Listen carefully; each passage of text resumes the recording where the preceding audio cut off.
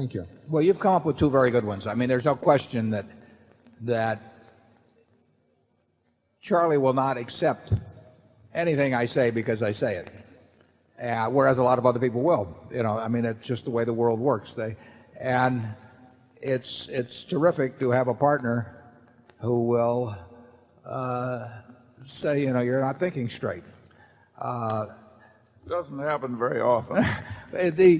There's no question the human mind, that what the human being is best at doing is interpreting all new information so that their prior conclusions remain intact. I mean, that is a talent everyone seems to have mastered. And how do we guard ourselves against it? Well, we don't achieve it perfectly. I mean, Charlie and I have made big mistakes because, in effect, we have been unwilling to look afresh at something. That happens.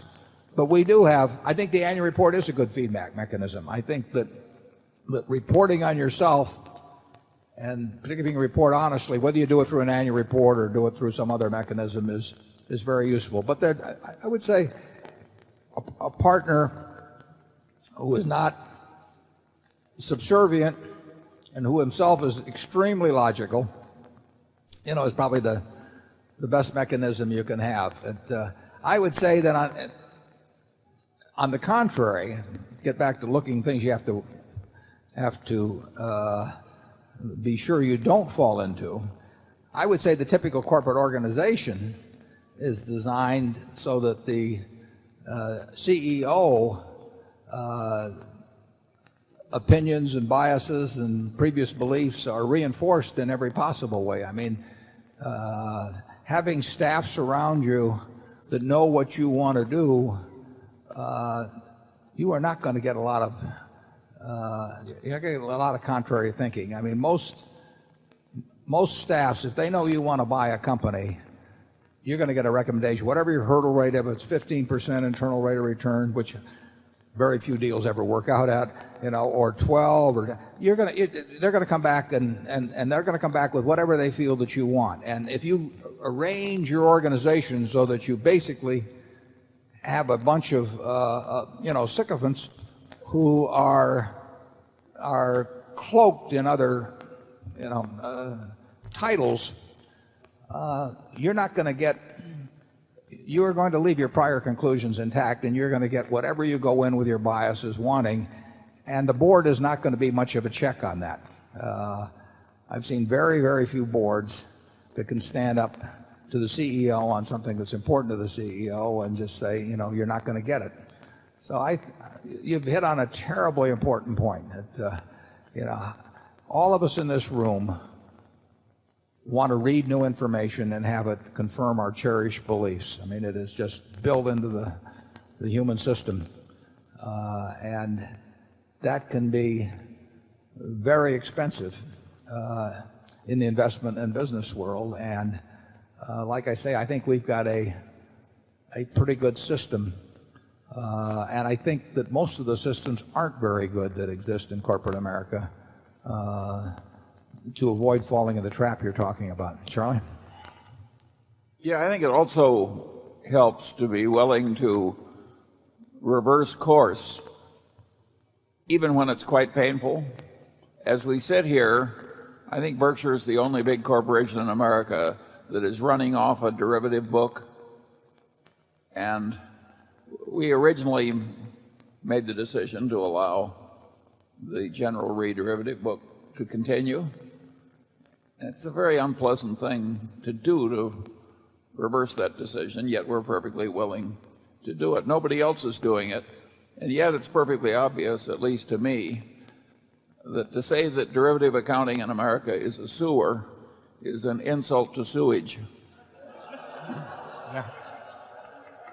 I would second that. I might not have chosen those exact words, and we may not even use those words in describing why we got out of it. But and in the first quarter of this year, we'll show quite a bit of income, and anything we say here we ought to put on the internet, Mark. But I think we'll show 60 million or something like that of financial, or maybe it's 140. I'll take a look here. Now, we'll have 160 odd million of income in that funny little line we have from financial income, but that will be after an $88 million loss in terms of getting the first steps of getting out of the General Re, what used to be called General Re Financial Products derivative book. You know, those losses were there. I mean, some of that is the shutdown loss, 30 million or thereabouts is severance pay and that sort of thing. But the truth is that derivative accounting is absolutely terrible in this country, and there are a lot of companies that will not want to face up to what would be involved if they actually got out. Now, you're seeing derivative accounting unwound at Enron in a very major way. And believe me, it's not being unwound at a profit, except to the extent that the bankruptcy court lets them disaffirm certain contracts. And I mean, it is that there was no place where there was as much potential for phoning numbers at a place like Enron than in the derivative country. They were marking to model. They were doing all these things. You give a whole bunch of traders the ability to create income by putting little numbers down on a piece of paper that nobody can really check, and it can get out of control. It will get out of control, and so we decided finally to bite the bullet on it, and we get out of it. And it would, incidentally, we would not have reported $88 million of loss if we'd stayed in it. Might have reported a tiny profit or something, but in the end, the loss was there, and there could well be some more to come in that, because once you get into derivatives, I think our longest contract may run 40 years or something like that. And the guy who put the 40-year contract on the book probably got paid, that week for putting it on virtually. And, we've got a bunch of assumptions as to how it's all going to work out over 40 years.